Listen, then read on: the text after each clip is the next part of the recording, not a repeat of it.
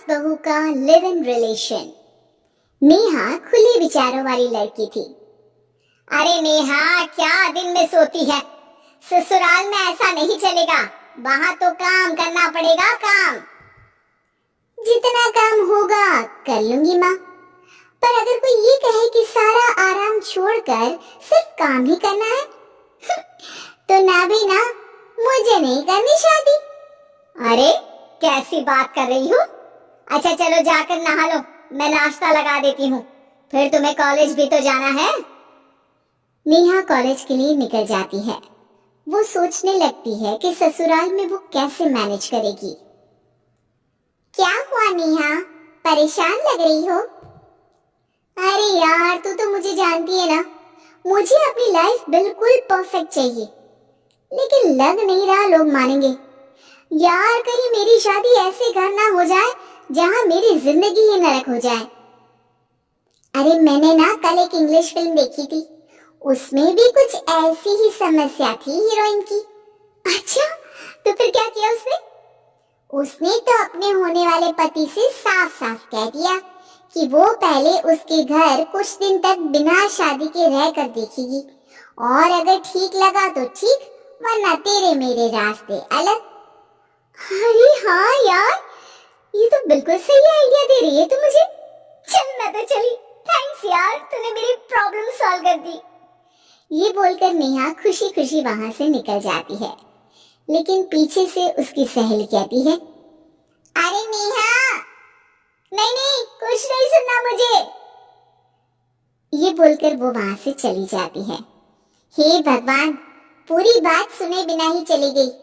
अरे वो तो विदेशी फिल्म थी, वहां सब चलता है, लेकिन ये तो भारत है, सभ्यता और संस्कारों वाला देश, जहां शादी से पहले लड़की को ससुराल में नहीं रखा जाता। खैर, नेहा मस्त होकर घर आती है। नेहा, कल तुझे लड़के वाले देखने आने वाले हैं, और हाँ, इस बार कोई बहाना नहीं चलेगा। हाँ हाँ, आने दो आने दो, मैं तैयार हूँ शादी के लिए।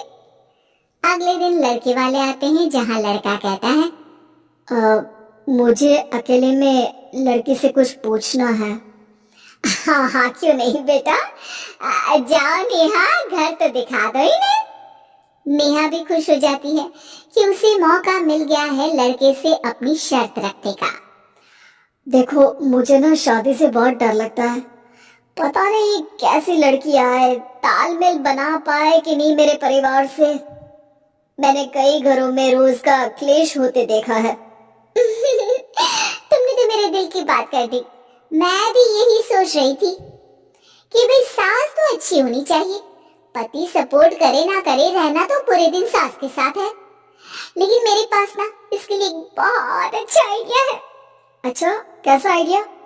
क्यों ना शादी के पहले मैं कुछ दिनों तक तुम्हारे घर आकर रह लूं, तुम लोग मुझे समझ लेना, मैं तुम लोगों को समझ लूंगी, ठीक लगा तो शादी, वरना टाटा बाय बाय। क्यों? लड़के को नेहा की बात में दम लगता है, वो घर के सभी लोगों के सामने नेहा की बात रखता है। अरे पागल हो गई है क्या? ये कैसी शर्त है? अरे शादी से पहले मैं क्यों तुझे किसी और के घर भेजूंगी रहने? अरे लड़की के ख्याल तो 20 साल आगे के हैं, इतनी भी खुले विचारों वाली लड़की नहीं चाहिए हमें। अरे माँ, क्या बुरा और गलत बोल रही है ये? रहना तो हम दोनों का है ना, कल को कोई परेशानी आई तो तुम सब तो ये बोलकर निकल जाओगे कि जिंदगी तुम लोगों को ही निभानी है, तुम लोगों को जो करना है करो। तब क्या करूंगा बताओ? सबके समझाने पर वो लोग मान जाते हैं। वाह, मैं 2-3 दिनों में पैकिंग कर लूंगी, तो आकर मुझे ले जाना। और नेहा पहुंच जाती है विशाल के घर। आओ, ये रहा तुम्हारा कमरा। इस घर में तुम एज अ गेस्ट रहो, लेकिन माँ तुम्हें बहू की तरह ही ट्रीट करेंगे, और तुम भी उन्हें सास की तरह ही रखना। बस फिर क्या था, शुरू हो जाता है लिव इन सास बहू का ड्रामा। अरे चाय तो बना दे बहू। जी सासू माँ, अभी लाई। नेहा चाय लेकर आती है कि बस चाय लेकर आई हो, इसके साथ पकोड़े भी ले आती। लेकिन आपने तो बताया ही नहीं कि आपको चाय के साथ पकोड़े भी चाहिए। हाँ, अब तो पता चल गया ना। रात को खाना खाने के बाद नेहा किचन में खटर पटर कर रही होती है। क्या हो रहा है वहाँ नेहा? माँ जी, मैं ना रात को अदरक वाली चाय पीकर सोती हूँ, ये मेरी आदत है। अच्छा, तो जरा मेरे लिए भी बना देना। दोनों सास बहू रात को चाय पीती हैं। अगले दिन, नेहा, मैं मंदिर जा रही हूँ, मेरी साड़ी निकाल कर बेड पर रख दे। नेहा सास के लिए साड़ी निकाल कर रख देती है। वो देखती है कि उसके आने के बाद से सास ने घर का कोई भी काम करना छोड़ दिया है। यार मैं क्या करूं? ऐसा ससुराल तो मुझे नहीं चाहिए था जिसमें मैं ही सारा काम करूं। मैं तो ऐसा घर चाहती हूँ जहाँ सास और बहू दोनों मिलकर किचन में काम करें। हे भगवान, रात को चाय पी ली, पेट में गैस बन गई, अब तो चला भी नहीं जा रहा है। मुझे तो ऐसी बहू चाहिए जो हेल्थ के प्रति कॉन्शियस हो, क्योंकि वो ठीक रहेगी तभी तो मैं ठीक रहूंगी। दोनों समझ जाती हैं कि वो लोग एक दूसरे के लिए नहीं बने हैं। अगले दिन, नेहा, जरा चाय तो ले आना। नेहा चाय के साथ जिलापी बनाकर ले आती है। सास खा पीकर सो जाती है। अगली सुबह, तेरी बुआ सास आ रही है, उसे मैंने तेरे बारे में बताया है। तभी वहां गंवार से एक महिला आ जाती है।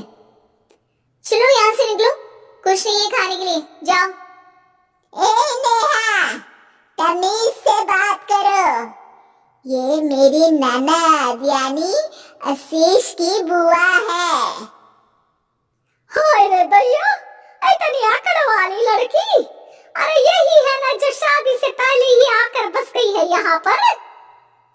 बस नहीं गई हूँ, बसना है या नहीं ये डिसाइड करने आई थी, लेकिन इन लोगों के रिश्तेदार इतने गंवार हैं तो मैं तो ना कर रही इस घर में शादी। और भाभी, और क्या कमी थी हमारे आशीष में जो आपने ऐसी लड़की की शर्तों को मान लिया? अरे वो तो आशीष के कहने पर मैं झुक गई, वरना ऐसी लड़की को तो मैं घर में घुसने भी ना दूं। हेलो, ऐसी लड़की कैसी लड़की? हाँ, बिना समझे बुझे शादी कर लो?